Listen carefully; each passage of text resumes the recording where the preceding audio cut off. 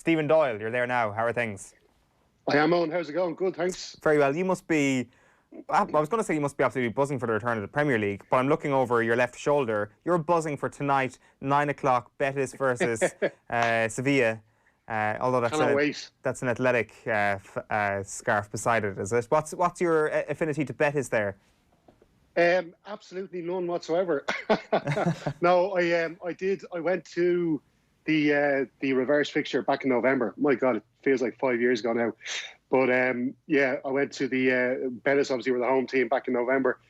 But what an atmosphere! What a game! I would highly recommend to anybody, if you're going to go see a game of football in Spain, go to see the Seville derby if you can. It's a brilliant match, and I got to see Joaquin playing for Betis. Betis were actually beaten 2-1 on the night.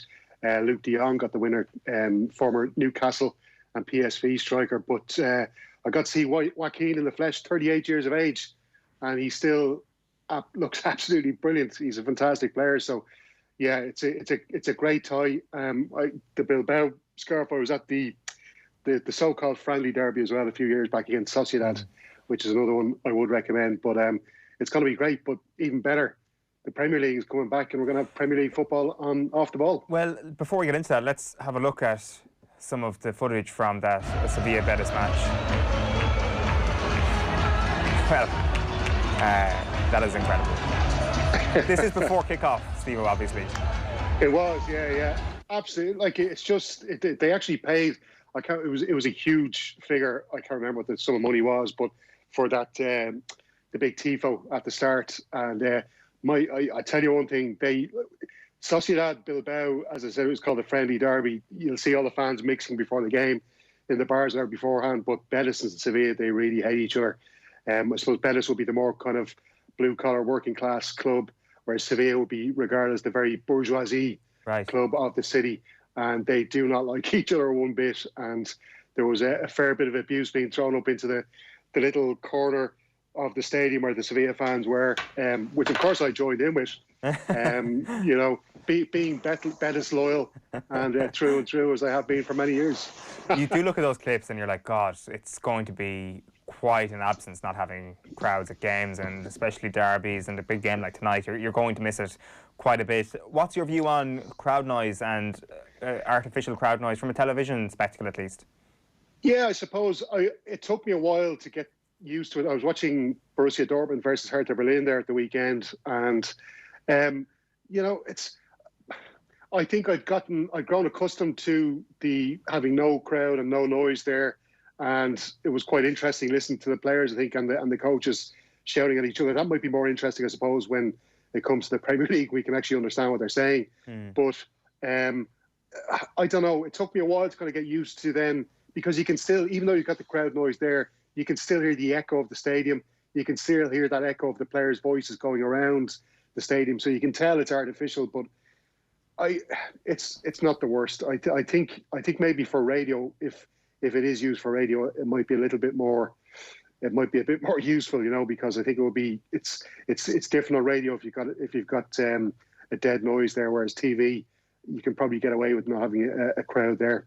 Yeah, it's a good point. Let's get into our Premier League preview then. We're continuing with our A to Z of best case, worst case scenario. We've got Liverpool, we've got Manchester City, and we've got Manchester United today. Steve-O, you've come on a pretty good day. Liverpool is where we're going to start. Best case scenario, like, I mean, it's the Premier League is in the back pocket, so the best case scenario here is what they might do off the pitch. But is it also involving how they win this and how they finish the league?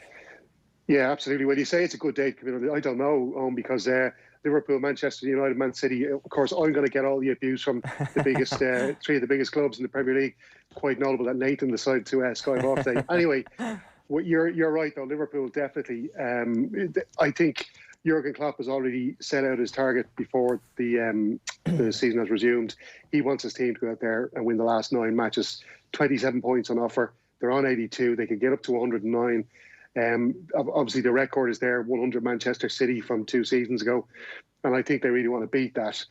The only thing is, we've seen from Liverpool before the break in the season was that they had lost 3 of their previous 5 matches, beaten by Atletico Madrid in the Champions League, beaten by Watford in the Premier League, and beaten by Chelsea in the FA Cup. They were stuttering a little bit. I know they beat Bournemouth 2-1 before the season broke, but they always beat Bournemouth. Bournemouth are always terrible against Liverpool, so that's always a gimme. So I think there will be question marks over Liverpool and their form going into this season. I think they need to approach the last few games of the season like Bayern Munich have done in Germany. Of course, they've won 6 out of 6. They hit the ground running and they're absolutely annihilating every single team that they play before them. And I think that's the kind of way that Klopp will want his team to go out there and play, as they do Liverpool when they're at their best. A lot of pace, hit teams really hard, keep them under pressure.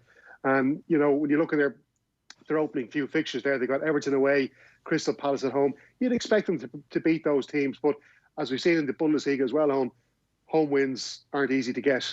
No. I think it was just calculating 46 matches we've had so far in the Bundesliga. There's been 10 home wins out of 46 games and 22 away wins. That's nearly half of the matches have been won by the away team.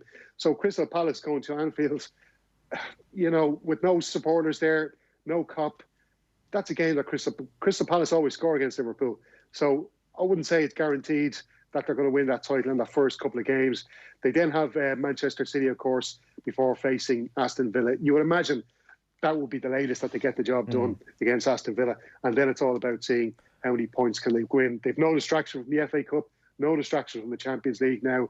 It's all about winning that title. And I think they should do, and I think they should beat that 100 points record set by Manchester City. I hear what you're saying about the form before the break, Steve-O, but I think it's kind of pointless, isn't it? The form dipped as a result of an incredibly taxing few years on this team. Like, from a World Cup, you had an African Cup of Nations thrown in there as well to 2 of their key attackers, obviously. You've had a Club World Cup. You've had going all the way in the Champions League last season. Currently involved in every competition, basically, bar the FA Cup, right until the day when lockdown was announced. If football had continued till the end of the season, players would have been brought into the Euros, they would have been brought into a summer tour. This has given them the enforced break that these players, high on pace, a hugely high octane way of playing, needs. I can't see this going any way but in a positive way for Liverpool. This potentially is a team that will benefit most from the break that we've had. Yeah, that's definitely a possibility, and you have to factor in as well that Jordan Henderson was injured for a good chunk of those games just before the break. And as we all know, he's such a key player for them. And he's been playing really well this season. I think as well, Mo Salah had just hit a bit of form. I think he scored 5 in his previous 6 Premier League matches before they returned here. So he was finding a bit of form. I think Firmino was a little bit off, wasn't he? I think he'd gone 8 or 9 games without a goal before that match against Atletico Madrid, which didn't really do them any use at the end. But yeah, look, I suppose it's a fair argument to make. They've been on the go for a long time. I'd also be interested to see whether we could have, you know, last year, remember the Champions League final was a bit of a damp squib really between themselves and Tottenham. And I kind of made the point at the time that because players are they get themselves up to a certain point of fitness and that, then all of a sudden they've got 3 weeks off and the body kind of seizes up. And it'll be interesting to see what kind of condition the players are like when they come back. But just from what Jurgen Klopp has been saying while they've been off, and he's kind of setting them these targets pretty publicly, I think he's got this team really sharp, and I think he's going to expect them to go out there and play as well as we've seen Liverpool playing this season. For sure. There's also a case, isn't there, that like Liverpool are going to wrap this. It's not a case of are they going to wrap it up. They are going to do that, and so it's just a case of sort of how long it takes them to do that. At which point, they can obviously start to rest some of their players if they wish for the rest of at least for the rest of the Premier League season, and give them a bit of a break before the next season kicks off. Like, there's a strong argument that Liverpool, before the next season even begins, are in a far better position than any of their competitors. Yeah, definitely. I think the plan is to give players the official holiday in September, because it looks like the Champions League are going to run off that competition as a kind of a straight knockout, possibly in one city in August. So then that would mean they're going to wait till all the domestic seasons are finished before getting that underway, and then it looks like the players will get out. But as you say, Adrian, if those Liverpool players get that title wrapped up, give them maybe a couple of games off towards the end of the season, bring in a couple of the younger players, get them a bit of experience before next season, and as you say, an extended break for those players like Sadio. And it's interesting as well, if you look at the Liverpool squad, I know Gini Wijnaldum is in contract talks at the moment. He's going to hit 30 this year. Jordan Henderson's hitting 30 this month. There's a few that Liverpool squad are kind of hitting a certain age, and there's a bit of a gap there as well. Like, looking ahead to next season for Liverpool, you know, we've seen them bring in a couple of the younger players in the FA Cup, but these guys are 18, 19, 20 years of age. Talking about the likes of Brewster, Jones, Williams, Hoover. I think Liverpool, and I know Jurgen Klopp was talking about it would be, you know, bring in signings at a time when they're looking for salary waivers might be the best thing to do. But I think they need to bring in one or two players in the close season as well, just for a little bit of experience. And looking, Are you concerned, Steve, about the fact that they've kind of laid down on Timo Werner, that they've basically admitted that they couldn't go toe-to-toe with Chelsea on that particular purchase? Are you worried if they wanted to make a marquee signing this summer? I don't know how much of that speculation you can actually believe, even, you know, and I always wonder with transfer speculation, how close are these people actually to the upper echelons of clubs like Liverpool and that kind of thing, and how much do we really know when it comes out there? I call it controversial. I think Timo Werner, I don't think he's the right player for Liverpool, and I know the likes of Robbie Fowler, Steve McManaman, a couple of players, ex-players like that, have come out and saying, or sorry, Michael Owen, I think it was, weren't sure about Timo Werner. I was talking to Phil Egan, our own Phil Egan, about this a few weeks back, and I think Timo Werner needs a lot of work. Look, I think he would actually be, Jurgen Klopp might actually be the best coach for him, because I think he needs a bit of coaching. I find his touch in the box is a little bit poor. Right. You can let him down his first touch. Listen, if I'm a manager of any team, any club in Europe at the moment, I'd be going all out to get Haaland. Haaland is just pay whatever you need to pay for him. That this guy he's like 19 years of age. He's almost a finished article. Whoever I'm managing, just go out, buy Haaland. That's it. If Werner's 24, do we see his touch in the box improving to the point where he can take Chelsea to Premier League challenging? Well, Andy Robertson was probably early mid-20s, I think, wasn't he, when he signed for Liverpool from Hull City, and Jurgen Klopp has turned him into a better player. And there's been a couple of players like that, you know, who are kind of maybe around the early mid-20s. Who like you could argue the likes of Wijnaldum, players like that have improved under Klopp. And I remember him when he came in there first, and people were talking about him maybe signing players for big money, and he was saying, he was adamant at that time, I'm going to stick with the players that I have. Joel Matip was maybe another one you could throw in there as well, that he was determined that he was going to coach these players to be better players. It's something that he's quite big on, and definitely I think if they were to sign Werner, he could coach them to be a better player. Let's move on to Manchester City. What is the best case scenario for them in terms of the end of the season? Well, win a couple of trophies, isn't it? They can win the FA Cup, they can win the Champions League. I don't know. The Champions League I'm looking at the teams left in that, and I'm thinking Bayern Munich and Atletico Madrid are the two favourites. You look at Bayern Munich now and how good they're playing, and if they can carry that form into this final competition that UEFA eventually put forward, I think Bayern Munich have to be the absolute favourites for it. Oh, Manchester City, like, what do you say about them? They've got bad results in them. We've seen it this season against Norwich City, against Wolves. If teams go out there and they're not bullied by them, you know, they can be beaten. They're not invincible as they used to be. And the last game I did actually for Off the Ball was the Manchester derby with Brian Kerr, before this the season was paused. And United really put it up to City. I know City dominated possession, but they were pretty toothless in that match. Sergio Aguero was poor. I know they were missing Kevin De Bruyne. That was obviously a big loss. And Phil Foden came in. They're just, I just wouldn't have a huge amount of confidence in Manchester City to win that Champions League. FA Cup should be a gimme for them. You know, they should be going and winning that competition once more. But the prestige of the FA Cup, I know it's been spoken about so many times, but you would worry about Manchester City as well, obviously, with this appeal against the European ban hanging over them. We're not going to know for a few weeks. I would also be wondering what Pep Guardiola is thinking about Kevin De Bruyne, his best player, his leader in the team, and coming out with comments saying that he was looking, he would think about a move if Manchester City are banned from European competition. If one of my players is coming out and saying that he's thinking about leaving the club, I'm not going to be very happy. And I'm wondering, is that going to cause division in the dressing room as well?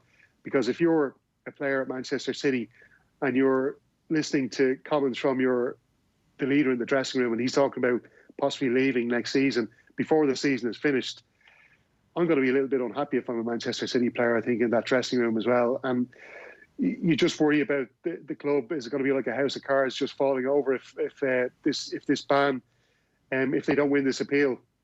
You know, Pep Guardiola, how long is he going to stay? He's already had 4 seasons at Manchester City. He left Barcelona after 4 seasons.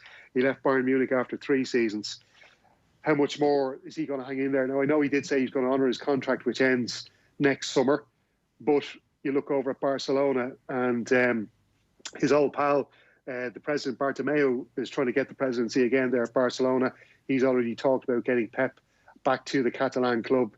It's all kind of, I don't know, the pieces are all coming together for Pep Guardiola to possibly return to the Camp Nou, and maybe this will be the time to do it with Manchester City if they were to get thrown out of Europe. I know they do argue the point that they haven't done anything wrong, but if you lose your manager, your top player, it's looking a bit worrying. I know there's been talk Raheem Sterling possibly moving back to Liverpool or maybe somewhere else, I don't know, but I think it's looking like a delicate situation there for Manchester City if they don't win a trophy and if that ban stays in place. That's the thing. If they get to a Champions League final this year, that is the only date that could possibly go toe-to-toe with the date that is cast, revealing their final decision next month. That is the thing that determines perhaps what happens to Manchester City over the next 2 years.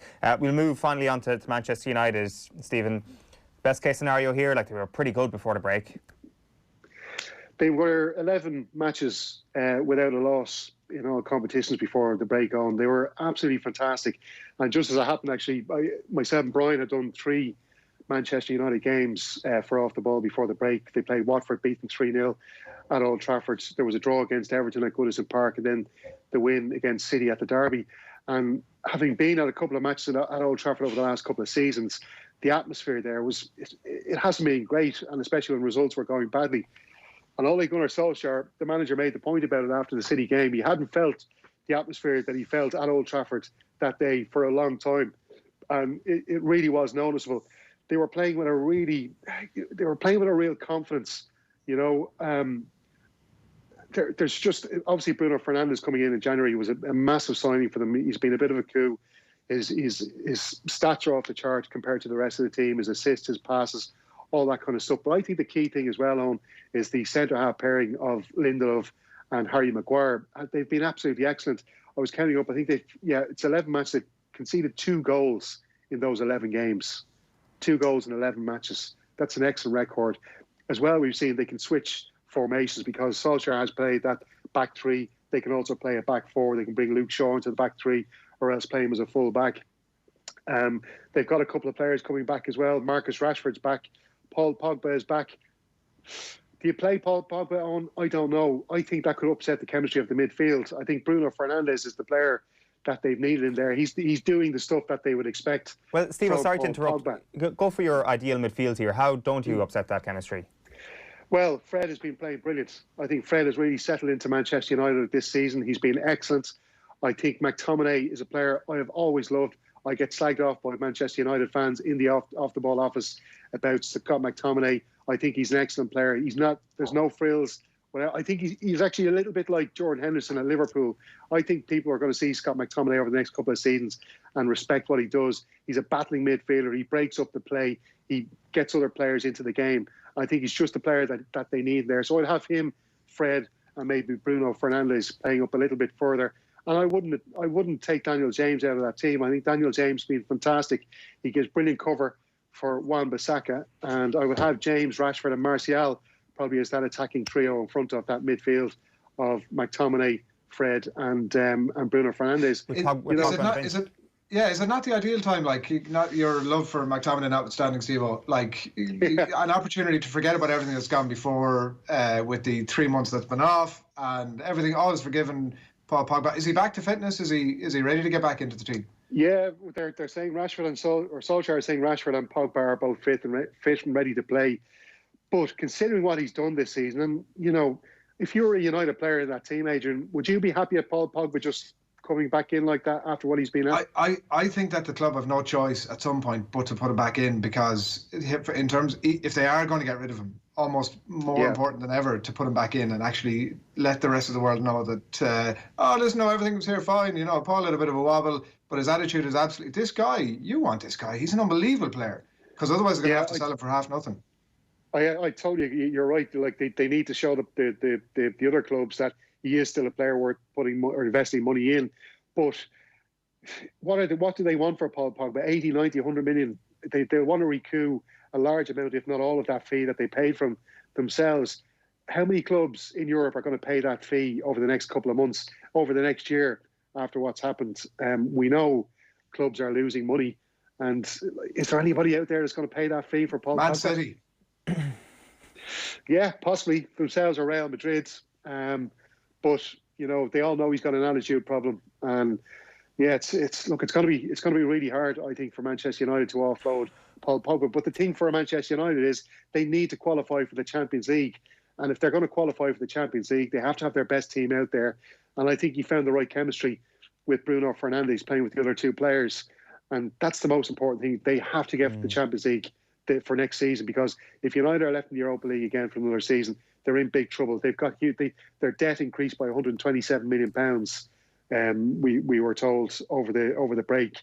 You know, they've got big financial issues. I know they've got 90 million in the transfer kitty, but they've got big debt problems there, and I think they have to get the Champions League. And if you want to get into the Champions League, you're going to hold off. You have to hold off Wolverhampton Wanderers and Sheffield United, two really good teams, which is another, I suppose, interesting side story to United starting their season back. They've got Sheffield United in their first couple of games, and it's going to be a cracker of a match, I think, at Old Trafford. Just the last one, Steve-O, and it's on Pogba as well. You'll correct me if I'm wrong on this, but has Solskjaer really experimented with the three at the back before Pogba's injury? Because obviously it's something that they've done much more to start of this calendar year with a back three. I'm just looking at the City match, back three of Lindelof, Harry Maguire, Luke Shaw, with Brandon Williams as your wing back, or your left of the midfield, whatever you want to call it, which is the closest, from my memory, that Manchester United have been to that Juventus team that Paul Pogba excels in. Like, in certain ways, you kind of feel that Paul Pogba's arrived at the wrong time for football, that the game has almost passed him by. And even when France won the World Cup, did we really see the best version of Paul Pogba? We didn't. We saw the best version of Paul Pogba in a Juventus jersey when he had a wing back going outside him, when he had that little bit more protection for him to get the best out of himself. Manchester United are slowly looking like they might be able to play a system akin to Conte's at Juve. Yeah, do they have the quality in there that, like, you know, Andrea Pirlo playing beside Pogba? Sure. Do they have a player as good as him? Look, and I don't like going down the Graham Souness route of having a go at Paul Pogba, but I really think there's an attitude problem there with him. I think the only problem for Paul Pogba is Paul Pogba himself. The guy really needs to apply himself. And you know, can we go back to maybe The Last Dance, which I know you guys did a great podcast on over the whole series, and you look at the attitude of Michael Jordan and the players that he had around him in that NBA, or sorry, that Chicago Bulls team. I know Solskjaer was talking about the documentary himself, and just the attitude of those players and how, you know, dedicated they were and how much they applied themselves out in the court. Paul Pogba is Scottie Pippen, Steve-O. He's throwing the toys out of the pram. He's like an extended Scottie Pippen. I ain't getting off this bench pass. I ain't giving a toss what's happening. But look, yeah, I think listen, there's also an argument you could say that Paul Pogba might feel that this Manchester United team, they're a little bit, he feels they're at his level now. You know, maybe he felt that the squad that he was part of, the team he was playing in before the break, were a little bit below him. You know, maybe he feels now, well, I've got some good quality players around me. This is the time to play. So, listen, maybe we're going to see the best of Paul Pogba over the next while. And of course, maybe if his agent is eager for him to get out of there, he'll say, "Listen, Paul, you got to play good, mate, for the rest of the season." So, I suppose there is hope there for him. Steve-O, great stuff. What's your first game up as a Premier League commentator again? I've got Chelsea versus Aston Villa, which should be a good game. Looking forward to that one. Brilliant. And the Premier League is back. We're going to have 2 live matches every Sunday, and we're going to bring you the biggest midweek ties. Manchester City against Arsenal is live on OTB next Wednesday. I presume Nathan gets that one. Is that how the hierarchy works, Steve-O? Oh, he always gets the big game. He always gets the big games. Yeah. But look, I'll bow to his seniority here on. It's going to be live on air, online, and on the OTB Sports app. Stephen Doyle, thanks a million.